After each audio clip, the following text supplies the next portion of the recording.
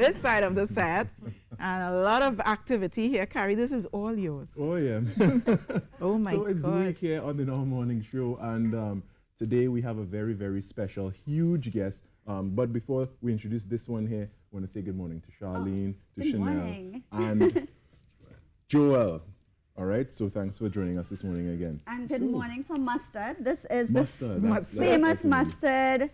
All Trinidadians know. Huge 13-foot python. They can grow up to 23 feet. Yeah. And now we didn't save the best for last for Zoo Week, but we saved the biggest for last. Clearly, Yes. and nobody told me that Mustard was coming in studio. We kept it a surprise for you. We should have done that on air. I think our audience would have been in stitches. Now he's one of our animal ambassadors at the zoo again, spreading the word of how amazing animals are and to show the massive size that some snake species can grow up to. But his skin is so clean. He actually just shed, so while I leave Carrie to babysit Mustard here, I have something to show you guys. So snakes shed their skin a few times a year, and he shed this skin yesterday. Oh, okay. This is what their skin looks like when it's shed. So that's why his skin is looking so lovely and glossy. It's all new skin, and this is his old skin. And what happens with the old skin? What do you guys do with it? It depends. This is a really nice specimen. It's all intact, so we'll try to preserve this one. But sometimes it doesn't come off in one piece. It breaks up because it's really, really fragile. And if you guys want to touch it, you can. You can see what it feels like. Feels like a plastic bag. Yeah, it's plastic to the touch. And now these Burmese pythons are from Southeast Asia. They live in the jungles and grassy marshes. That's their habitat. They eat small mammals and birds and so on. So just like most snakes, they are a very important part of every ecosystem, as they're good for pest control and so on. And now this is not the regular color for Burmese python. The regular colors are browns and blacks. This is an albino snake, so it looks different from other snakes. So it's just a genetic difference, and they're lacking that color pigments in their skin. That's why it's so light in color. How old is Mustard? Mustard is 12 years old, approximately. And would live to how long? They live 20 to 25 years on average. No, I guess Mustard is a favorite with the children in this. Oh, yes. And he was actually, when he first came to the zoo, he was just about the size of a ruler.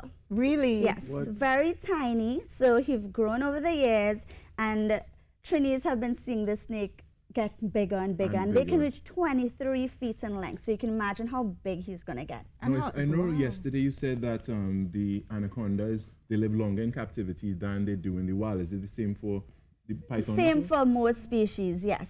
Because they would get vet care, food readily available, no predators, no stresses and so on from the wild, things like that. So they live a really nice life where they're getting really good care in captivity. So now, as an albino snake like this won't be able to survive in the wild, chances are very slim because they can't camouflage. Yeah, so it'll be very difficult hunting for food and so on. So you see a lot of albino animals in zoos or in captivity. But a snake this size surely could survive because of its sheer strength, or not necessarily so? In the wild? Yes. Well, chances are even from a young age, it may not be able to camouflage to catch prey to start with, so it may not reach this size in the wild. And how long would Mustard live? What would be the lifespan of a snake well, like 20 this? to 25 years on average. You said that in captivity they don't have predators around them and such. What are the predators of these animals? I know, right?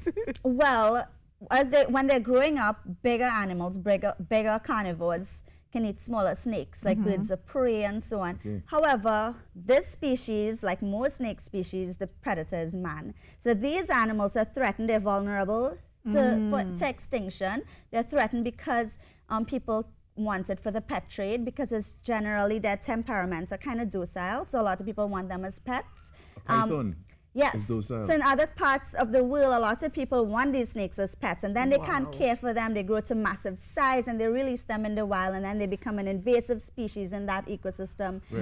Also, people kill them for their skin and for their flesh, and habitat destruction as well, destroying their natural environment, put a risk to their lives. Do people eat them as well? I would not doubt in different parts of the world. Well, I know in different China cultures they eat, but here in Trinidad and Tobago, do they no, hunt them? so this is not native to our country. But the anacondas, they not necessarily, or do you know? People generally don't eat snakes typically in Trinidad, but they would kill them just because of the fear of them. They look different. They're not fluffy like a rabbit or a dog. They look different. They're not fluffy. They're not furry. And maybe there's the People assumption have that it's fear of them. aggressive and venomous. And Exactly. So this is a non-venomous snake. So it killed by constriction, biting the prey, taking their muscular bodies, wrapping around it, and squeezing it to death. Is this snake capable of doing that?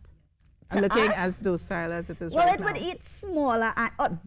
This is like a very, very calm animal. Chanel can tell you how well this one is with kids. We've been working with him from very young, so he's very friendly. Yes. He's accustomed to us.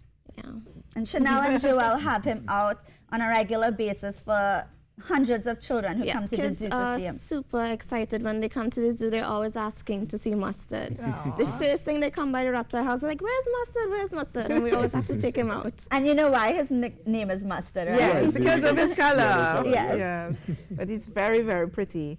Yeah. and And so what- calm. This is the calmest snake I've seen in my I life. know, so it's really different to the anaconda. So Right. yesterday, so the small anaconda we brought was wild and feisty. Feisty, yes. Now this big one we've worked with since it was young, and that's why its temperament is so friendly. And what is its hours? Is it nocturnal or does it sleep? Now his hours a little bit different, so he's awake a lot during the daytime, meeting our guests and stuff. So, and he rests a lot at nighttime. Okay. Well, Mustard. And did you know that snakes actually, some quick snake facts, they have no eyelids. So if you look at his eyes, true. they can't blink. Snakes cannot blink. They have no eyelids like us. So you could be asleep now, you wouldn't know. Exactly. But can you tell? Can you tell when he's awake or asleep? Well, when they're resting, they kind of just stay put. Okay, okay. So he could literally fall asleep on this table right now. Exactly. He's so calm. And you see it sticking its tongue out. Now they have receptors along their jaws and chemical receptors on their tongue that helps them to stalk and catch prey. But he's not hissing like the anaconda yesterday. No, because he's pretty calm and he's used to being handled and so on. Yeah. Okay, so is hissing a sign of aggression? It's just a natural behavior. Some snakes tend to hiss a lot when they are aggravated as well. But as you see, he's pretty calm. And he's moving his eyeballs, looking at you, looking at Carrie, like, who's that person touching So what's me the there? range of the eyeballs? Does it move? Does it rotate? Because Their eyesight is actually, they have poor eyesight. So they depend on their receptors and so on to catch prey. Oh, okay. Okay. Yeah. I read once that snakes, they feel vibrations on the ground and they also sense heat. Right. Signatures? So that's the receptors along their jaw can sense the heat. So different snakes would use different mechanisms to catch their prey, That's to amazing. hunt food. So, Chanel, so is it heavy there? No, it's good. Chanel seems to love you wanna mustard. help hold this Absolutely thing? not.